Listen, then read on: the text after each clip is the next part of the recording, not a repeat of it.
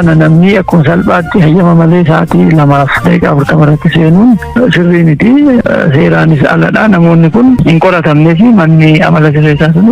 Godin Jimmaatti daa'ima waggaa 7 inficooftu jechuun adaadanis feestaalii biddaan qabsiiftee gubdeen. Waan akkana daangaa darbe garuu hanga ammaatti nu mudateen deemka waajjiraattis yakkii akkana gara jabeenya akka kanaa daa'ima umurii kanaa irratti gaafa raawwatu argameen beeku. Itoophiyaan dippiloomaatoota Aayerlaand aariit kanaaf oduu dabalataan waliin tura an asli galgalo.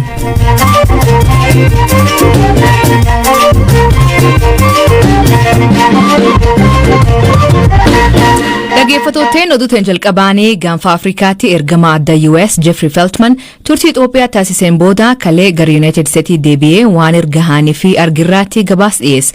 Gabaas dhiyeessan kan keessatti abdii fi yaaddoo qaban if godhe hirpha gammachuun gabaas qaba. Gaanfa Afrikaatti ergamaan adda Ameerikaa irra deddeebi'an Itoophiyaatti marmaraa ture Jeffrey Feltman marii ministeera muummee Abiy Ahmed wajjin taasisaniin kaayyoon isaa finciltoota Amaaraa fi Affaar keessaa baasuu akka ta'e hubachuu isaanii himan. Dhugaadha. Alduree waraana dhaabuu 3 mootummaan Itoophiyaa kaa'e keessaa tokko finciltoonni naannolee Amaaraa fi Affaar keessaa akka ba'an gaafachuudha. Feltman gareewwan waraanicha keessatti hirmaatan garaagarummaa isaanii mariin akka furan kan dandeessisu jalqabbiin abdii kennu jira jedhu. Haa ta'u malee qaamoleen lamaanuu yaalii dippiloomaasiitiin gara mariitti akka galan taasifames haalota saffisaan jijjiiramaniin gufatu yaaddoo jedhu qabaachuu himan. Ministeerri muummee kaayyoon isaanii inni guddaan iddoowwan finciltootaan qabamanii jiran keessaa baasuu ta'uu natti himanii jedhu. Ergamaan kun kaayyoo kana ni qoodannaa kan jedhan Feltman gama biraatiin immoo humni ittisa Tigraay fi hooggantoonni TPLF dubbifne dhorkaa deeggarsa namoomaa mootummaan Itoophiyaa karaa ifa hin taaneen baatii adoolessaa irraa eegalee kaa'e kaasuun kaayyoo keenyaa jedhan. Ambaasaadar Feltman akka jedhanitti ergamaan addaa gamtaa Afrikaa Olusegun Obasanjoon mootummaa federaalaa fi humnoonni TPLF akkasumas dippiloomaatotaa fi dureewwan birootiif ergaa wal fakkaataa dabarsaniiru. Feltman ibsa kibxata kana kennaniin kutannoon siyaasaa yoo jiraate lamaanuu milkeessuun ni danda'ama. Haa ta'uuti garuu gareewwan lamaanuu karaa waraanaatiin galma ga'uuf yaalaa jiru. Lamaanuu mo'achaa jiraachuu amanuu jedhan. Ambaasaadarichi waraanni waggaa tokko lakkoofse kun badiinsa qabeenyaa fi namoomaa olaanaa qaqqabsiisuu kaasuudhaan waraana filachuun furmaata kan taane dubbatan. Feltman turtii isaanii gaanfa Afrikaa tangaa'ota Itoophiyaan alaatti hoogganoota TPLF keenyatti waliin dubbachuu ibsa. Ambaasadarichi hoogganoota TPLF garagara waliin marii taasisaniin Finfinnee seenuun TPLF fi biyyatti guutuuf balaa ta'uusaa hubachuun Finfinnee galuu fi fedhii akka hin qabne itti himuu kaasa.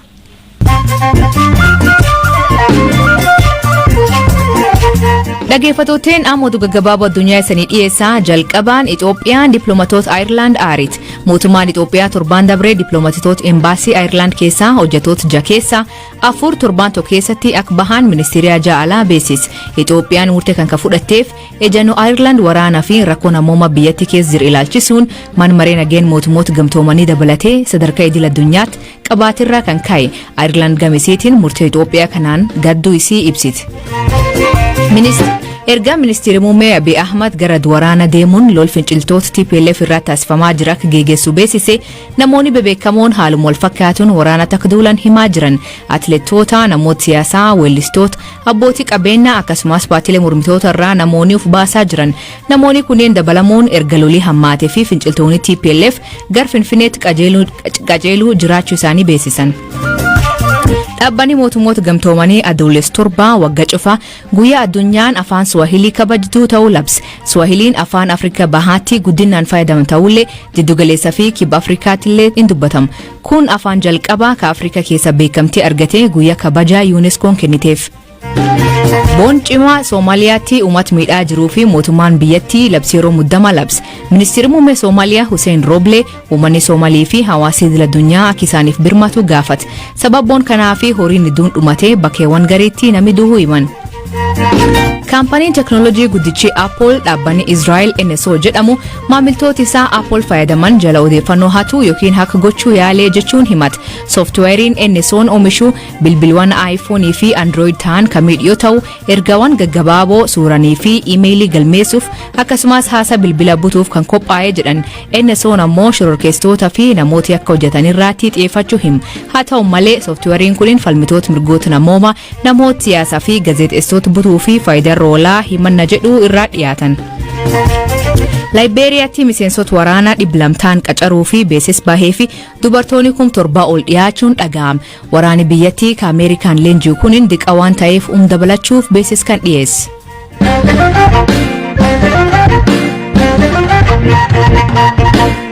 Godin Jimmaatti mani murtii aanaa Qarsaa dubartii daa'ima waggaa 7 irraan miidhaqama hama dhaqqabsiiftee hidhaan adaabe. Himatamtuun Ruudi Dayaas ibiddi feestaalii qabsiiftee daa'im guddisuuf ofii fudhattee irteetee gubattuu taasifte. Sababii ammoo ficaan ficooftee na rakkisee ka jedhu akka ta'e abbaan alangaa aanaa Qarsaa obbo Abdalaa Naasir BBC'tti hima.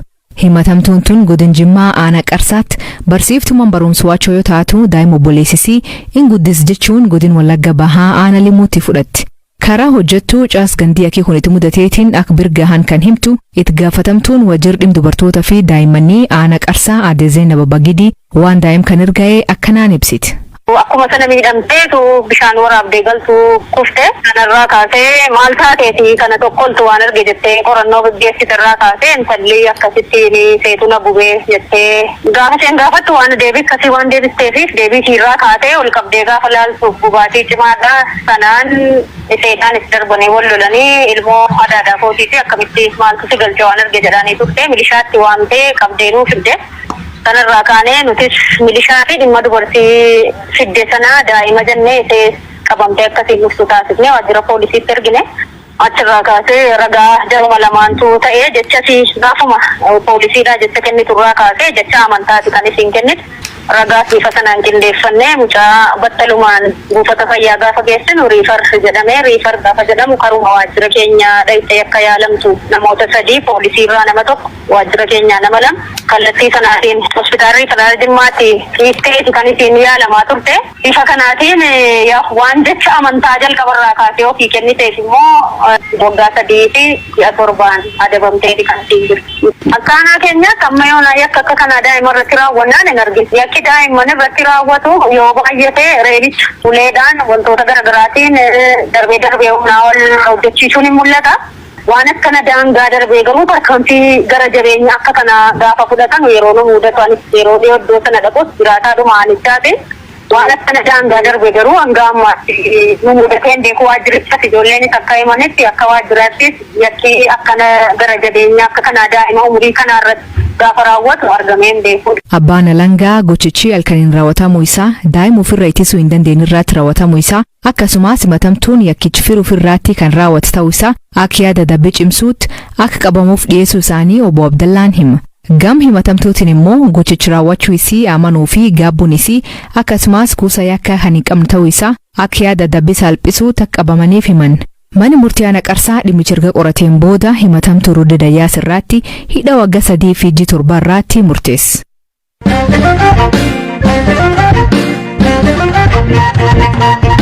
Obbo Jawarii fi obbo Baqqalaa dabalatee aangaa'onni adda bilisummaa Oromoo manneen sirreessa Itoophiyaa garagara keessa jiran yaaddoo nageenya qabaachuu maatii fi firootii fi abukatoonni isaanii himan. Dhiyeen kana namoonni qaama nageenya irra jedhaman hayyam bulchiinsa sirreessaa malee qaalitti seenanii halkan bakka namoonni kun itti hidhaman gaafachuun isaanii maatiif uummata bal'aa yaaddes. Haadhi warra obbo Baqqalaa Garbaa Aadde Hanna Ragaasaa Jawarfaa fi isaan akka maatiitti yaaddoo guddaa qabaachuu himti. Maatii olaanaatu dubbis.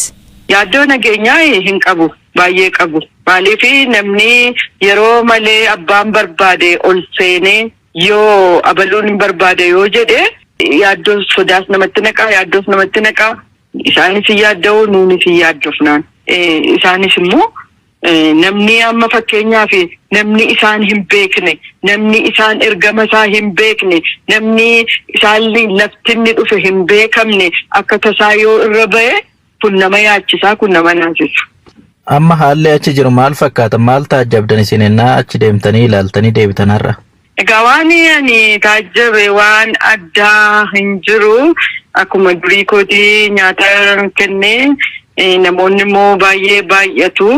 Garuu namoonni warri waardiyyaa isaanii namoota akkuma durii isaanii sakatta'anii ol galchuu isa kana garuu waan nama dhibuu waardiyyooti durii namoota Oromoota kan isaan eegu.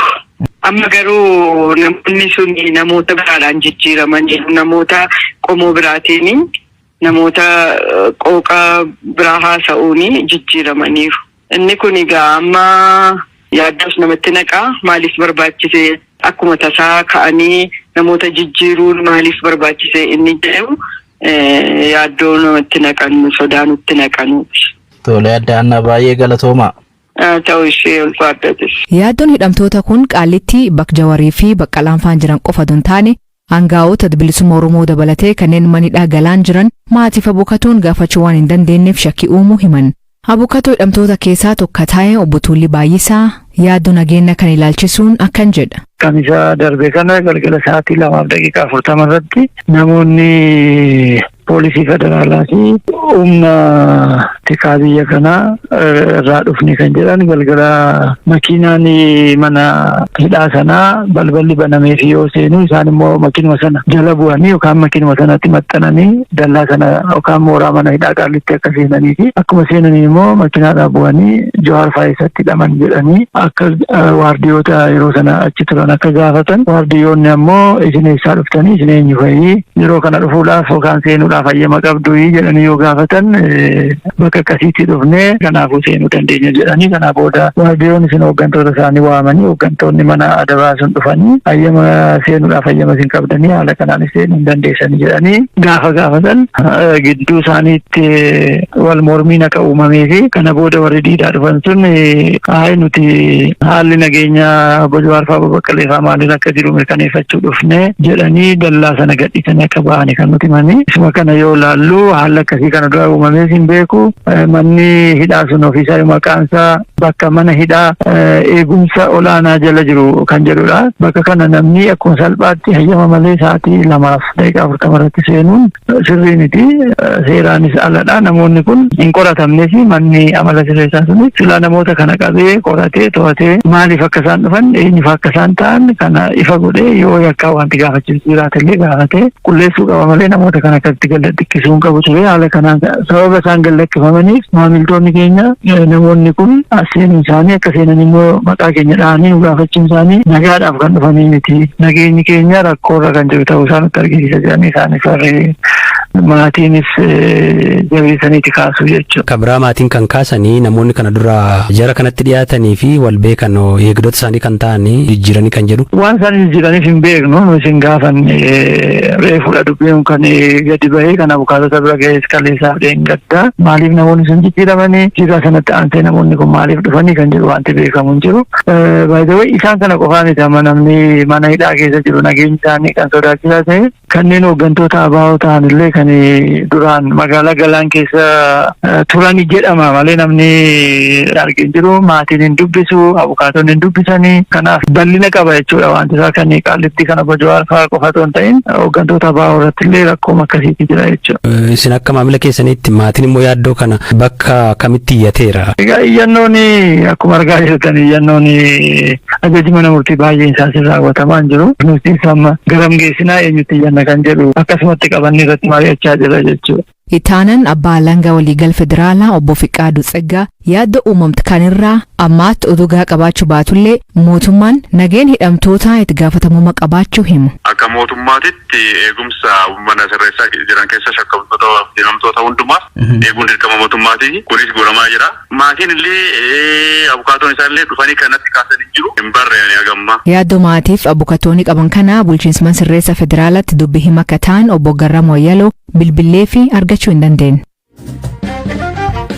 Dhaggeeffattootni sagantaan har'aa ganumaan waliin turuu keessaniif ulfaadhu isaniin jenna.